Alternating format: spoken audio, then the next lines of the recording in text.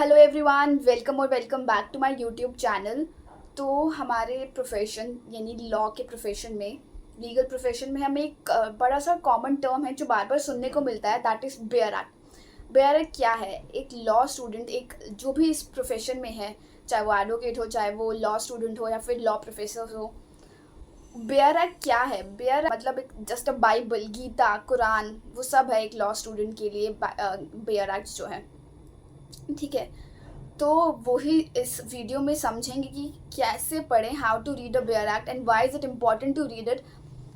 और जो भी इम्पॉर्टेंट टर्म्स हैं, उनके जो भी बेसिक इंटरप्रिटेशंस हैं, वो सब समझेंगे। तो please stay tune and watch it till the end. तो शुरू करते हैं। तो सबसे पहले तो बेयर एक्ट मतलब होता क्या है, इसमें क्या लिखा होता है? बेयर एक्ट में बेसिकली जो भी लेजिस्लेचर ने जो भी लॉ पास किया है, जो भी लेजिस्लेशन बनाया है, वो as it is bare act में मैंशनड होता है। मतलब कि एज इट इज़ जो भी लीगल लैंग्वेज में लॉ लिखा गया है, लॉ जो बनाया गया है, लेजिस्लेशन, वो as it is bare act में मेंशन होता है, बिना किसी ऑथर के इंटरप्रिटेशन के। तो वो बेयर एक्ट होता है। एंड अब इसको पढ़ना ज़रूरी क्यों है बेयर एक्ट? ऑब्वियसली जब आप एक लीगल प्रोफेशन में हो, आपको लीगल लैंग्वेज का पता होना बहुत ही ज़रूरी है। और आपको वो पता तभी होगा जब आप बेयर एक्ट में जो भी लेजिस्लेशन मेंशन है, जो भी प्रोविजंस मेंशन है, आप उन्हें पढ़ोगे as it is legal language में, और उससे आपको इंटरप्रिटेट करना आएगा। और फिर जब आप प्रैक्टिस करने जाओगे तो इंटरप्रिटेशन बहुत ही ज़रूरी है। आप अपने साथ 10-10 बुक्स रेफर कर नहीं सकते हो, लेकर नहीं चल सकते हो। आपको अपने बेयर एक्ट्स लेकर ही चलना होगा। वहाँ पर आपको वही इंटरप्रिटेट कर कर अपनी आर्ग्यूमेंट्स प्रेजेंट करनी होंगी। तो बेयर एक्ट पढ़ना इसलिए बहुत ज़रूरी है ताकि आपको लीगल लैंग्वेज पता हो कि लॉ में लिखा क्या है एक्चुअली, वो पता होना बहुत ज़रूरी है। तो बेयर एक्ट पढ़ना इसलिए बहुत ज़रूरी है ताकि आप इंटरप्रिटेट कर सको लॉ। जब आपको एक बार लॉ इंटरप्रिटेट करना आ गया, तो आपने चाहे कोई एक्ट पढ़ा हो या ना पढ़ा हो, आप इंटरप्रिटेट कर कर अपनी आर्ग्यूमेंट्स प्रेजेंट कर सकते हो कहीं किसी के भी सामने, ठीक है। तो ये तो हो गया कि क्यों पढ़ना ज़रूरी है। और जब आप लॉ स्कूल से ही अपनी हैबिट बना लोगे बेयर एक्ट पढ़ने की, तो आगे चलकर आपको दिक्कत नहीं आएगी। तो अब बात करते हैं कि क्या बेयर एक्ट में क्या होता है। सबसे पहले तो आपको देखने को मिलेगा इंडेक्स, ठीक है। इंडेक्स में आपको पार्ट वाइज या चैप्टर वाइज डिस्ट्रीब्यूशन मिल जाएगा हर प्रोविजंस का, ठीक है। उसके बाद आप देखोगे कि प्रियम्बल मेंशन होगा ऊपर। प्रियम्बल मतलब बेसिकली कि ऑब्जेक्ट, इस एक्ट को बनाने के पीछे का क्या ऑब्जेक्ट है, क्या पर्पस था, जो पता होना बहुत ही ज़रूरी है कि क्या प्रियम्बल है, ऑब्जेक्ट क्या है इसके पीछे का। एंड सेकेंड इज, जब आप नीचे आओगे आपको सेकेंड सेक्शन जो मिलता है, वो मोस्ट ऑफ द एक्ट में सेकेंड सेक्शन जो होता है वो डेफिनेशन क्लॉज का होता है। मतलब जो भी वर्ड्स उस एक्ट में मेंशन किए हुए हैं, वो सेक्शन सेकेंड में वो उसकी सबकी डेफिनेशन दी हुई होती है वर्ड्स बाय वर्ड्स, ठीक है। मोस्ट ऑफ द एक्ट्स में आपको सेक्शन सेकेंड जो है वो डेफिनेशन क्लॉज मिलेगा। कुछ में एक्सेप्शन है, जैसे कि हिंदू मैरिज एक्ट, उसमें सेक्शन थर्ड है, वो क्या बोलते हैं, डेफिनेशन क्लॉज है, ठीक है। और जब भी आप सेक्शन पढ़ोगे, मतलब ऑब्वियसली जब आप फर्स्ट टाइम लेकर बैठोगे बेयर एक्ट, और जब आप सेक्शंस पढ़ने जाओगे, तो ऑब्वियसली वो एकदम से समझ नहीं आने वाले हैं। लीगल वर्ड्स बहुत सारे उसमें यूज किए हुए होते हैं जो एकदम से समझ में नहीं आते हैं। तो क्या करो, एक बार रीडिंग करो बेयर एक्ट में, जो भी सेक्शन आप प्रोविजन पढ़ रहे हो, ठीक है, उसको उसके बाद पॉइंटर्स में लिख लो।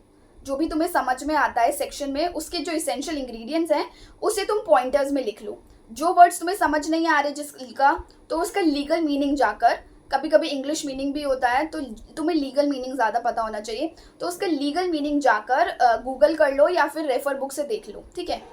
तो ऐसे तुम सेक्शंस पढ़ सकते हो। पहले उसके पॉइंटर्स लिख लो, एसेंशियल्स लिख लो, ऑब्वियसली, है ना। और जो वर्ड्स नहीं पता है उनका जाके मीनिंग कर लो, तो तुम्हें इंटरप्रिटेट करने में ईजी रहेगा। उससे सेक्शन तुम्हें समझ में आएगा कि इसमें क्या एसेंशियल्स हैं। जब तुमने अपने पॉइंटर्स बना रखे होंगे, ब्रेक डाउन कर कर सेक्शंस पढ़ो। एकदम से पढ़ने बैठोगे तो वो एकदम से समझ में नहीं आएगा। और जो इलिस्ट्रेशंस दी हुई होती हैं सेक्शंस में नीचे, कभी इलिस्ट्रेशन मतलब एग्जाम्पल, जिसे हम लॉ में इलिस्ट्रेशंस बोलते हैं, तो वो ज़रूर पढ़ो। क्योंकि कभी कभी ऐसा होता है कि आपने सेक्शन पढ़ा, वो समझ नहीं आया, बट जब आपने इलिस्ट्रेशन पढ़ी, एग्जाम्पल पढ़ा, तो वो आपको सेक्शन जो है वो क्लियर हो जाएगा। तो इलिस्ट्रेशंस पढ़ना बहुत ज़रूरी है।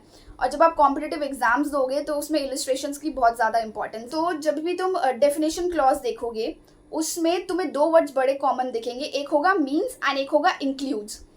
तो मीन्स मतलब कि it means that this and that that that, ठीक है। तो मीन्स का मतलब क्या है कि डेफिनेशन जो है वो एग्जॉस्टिव इन नेचर है, मतलब एक्सक्लूडेबल इन नेचर है।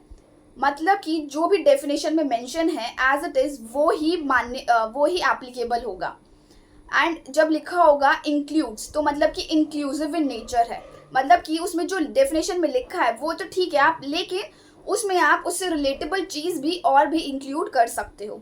तो ये हो गया मीन्स एंड ये हो गया इंक्लूड्स का मतलब। मीन्स मतलब कि एग्जॉस्टिव इन नेचर है, एंड इंक्लूड्स मतलब इंक्लूसिव इन नेचर है कि आप कुछ और भी इंक्लूड कर सकते हो।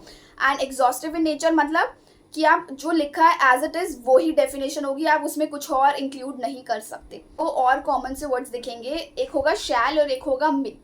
तो शैल का मतलब है कि mandatory nature, and may is a directory nature, मतलब डिस्क्रिशन है। मतलब फॉर एग्जाम्पल किसी में लिखा है कि जज शैल ऑर्डर कंपनसेशन, तो जज के पास वो मैंडेटरी है कि उसे ऑर्डर करना ही होगा कंपनसेशन उस सिनेरियो में, ठीक है। और लिखा है अगर मे, तो मतलब उसकी डिस्क्रिशन है, वो कर भी सकता है और वो नहीं भी कर सकता। तो इसका मतलब हो गया कि डायरेक्टरी नेचर है, डिस्क्रिशनरी है, मे और मे नॉट। समझते हैं term not with standing anything. या तो लिखा होगा कि not with standing anything contained in the section, या फिर लिखा होगा कंटेन्ड इन द एक्ट, ठीक है। इस मतलब या तो पूरे एक्ट में या फिर उस पर्टिकुलर सेक्शन में वो मेंशन होगा। तो ये नॉट विद स्टैंडिंग एनीथिंग मतलब ये एक नॉन ऑब्स्टेंट क्लॉज है, मतलब इसका जो है वो ओवर राइटिंग पावर होता है। जब सेक्शन लिखा होगा तो मतलब उस सेक्शन पे ओवर राइटिंग पावर होगी, जब एक्ट लिखा होगा तो उस एक्ट पे ओवर राइटिंग पावर होगी। तो मतलब जैसे तुम सेक्शन 9 पढ़ रहे हो, उसमें लिखा कि not with standing anything contained in section 8, मतलब जो तुम सेक्शन 8 में पढ़कर आए हो उसे तुम भूल जाओ, और जो सेक्शन 9 में लिखा है वो एप्लीकेबल होगा। इसका मतलब ये है कि सेक्शन 9 की जो है वो ओवर राइडिंग पावर है सेक्शन 8 पर। तो मतलब कि अगर सिंपल भाषा में बोलूँ तो कि यहाँ पे मेरी दादागिरी चलेगी, जो सर लिखा है वो तुम भूल जाओ, उसको जो है वो ओवर राइडिंग इफेक्ट कर लिया सेक्शन 9 ने जो है सेक्शन 8 को। तो इसे बोलते हैं not with standing anything contained. ऐसे ही अब जब एक्ट में लिखा होगा तो वो पूरे एक्ट की बात होगी कि किसी सेक्शन में कुछ मेंशन है और उससे रिलेटेड पूरे एक्ट में कुछ मेंशन है, तो उसे भूल जाओ, और जो सेक्शन में लिखा है वो ही एप्लीकेबल। टर्म सब्जेक्ट टू, ये नॉट विद स्टैंडिंग का अपोजिट है। मतलब कि जैसे कि तुम सेक्शन 4 पढ़ रहे हो, उसमें लिखा है subject to the provision of section 3, तो इसका मतलब ये है कि सेक्शन 4 अभी तुम छोड़ो और पहले सेक्शन 3 में जाकर देखो कि उसमें क्या लिखा है, और पहले उसे फॉलो करो, फिर सेक्शन 4 को फॉलो करना। तो मतलब सेक्शन सब्जेक्ट टू जहाँ पर लिखा है कि उस मतलब कि दूसरे सेक्शन को अपने से ऊपर पावर दे दी। एक टर्म आती है सेव एज अदरवाइज प्रोवाइडेड, मतलब कि इसमें ऐसा है कि कोई तुम्हें बोल के गया कि ये तो मानना ही है अनटिल एंड अनलेस तुम्हें मुझसे ऊपर आकर कोई और कुछ ना बोल दे, ठीक है। तुम्हारा हेड तुम्हें कुछ और बोल के गया, पर वो बोलता है अगर सीनियर आके तुम्हें कुछ और बोल के गया तो वो सीनियर की बात मानना। तो सेव एज अदरवाइज का मतलब ये होता है कि जो सेक्शन में मेंशन है वो फॉलो होगा अनटिल एंड अनलेस कुछ और सेक्शन आकर कुछ और बात ना बोल दे। तो अगर कुछ और बात बोल दी तो वो एप्लीकेबल होगी। फिर एक टर्म आता है विदाउट प्रेजुडाइज, मतलब कि without any hampering to another section, मतलब कि जो किसी जैसे सेक्शन 9 पढ़ रहे हो उसमें लिखा विदाउट प्रेजुडाइज, तो मतलब जो सेक्शन 9 में लिखा है वो भी मान लो, और जो विदाउट प्रेजुडाइज सेक्शन 8 है वो भी मान लो, कि मतलब बिना किसी को नुकसान पहुंचाए दोनों की बातें तुम फॉलो कर लो। और जब तुम सेक्शंस पढ़ रहे होंगे, प्रोविजन पढ़ रहे होंगे, तुम काफ़ी बार देखोगे कि काफ़ी सारे सेक्शन में सेक्शन लिखा हुआ है उसके बाद लिखा होता है प्रोवाइडेड दैट, मतलब वो क्या है, प्रोवाइजो। तो मतलब जैसे सेक्शन में कुछ मेंशन है और उसकी कुछ एक्सेप्शंस देनी है तो वो उस प्रोवाइजो में मेंशन कर दी, जैसे प्रोवाइडेड दैट, तो ये हो गया फर्स्ट प्रोवाइजो। उसके बाद लिखा कि फर्दर प्रोवाइडेड दैट, कुछ और एक्सेप्शन देनी है, कुछ और कंडीशंस लगानी है, तो वो उसमें मेंशन कर दी, तो वो हो गया सेकंड प्रोवाइजो। लिखा इट्स फर्दर प्रोवाइडेड दैट, तो वो थर्ड प्रोवाइजो हो गया, कुछ और भी कंडीशन एप्लीकेबल करनी हो तो कुछ और लगानी हो तो वो उसमें मेंशन है। तो प्रोवाइजो बेसिकली उसमें कुछ एक्सेप्शंस, या फिर कभी कभी ऐसा होता है कि कुछ एक्ट अमेंड हुआ तो कुछ न्यू टर्म्स जो हैं या फिर कुछ कंडीशंस कुछ न्यू जो हैं न्यू कंडीशंस जो हैं वो एप्लीकेबल करनी है तो वो प्रोवाइजो में मेंशन कर देते हैं। तो कभी कभी ऐसा भी होता है, तो ये प्रोवाइजो होता है। सो ये थी कुछ इंपॉर्टेंट टर्म्स, आई होप तुम्हें समझ में आया हो।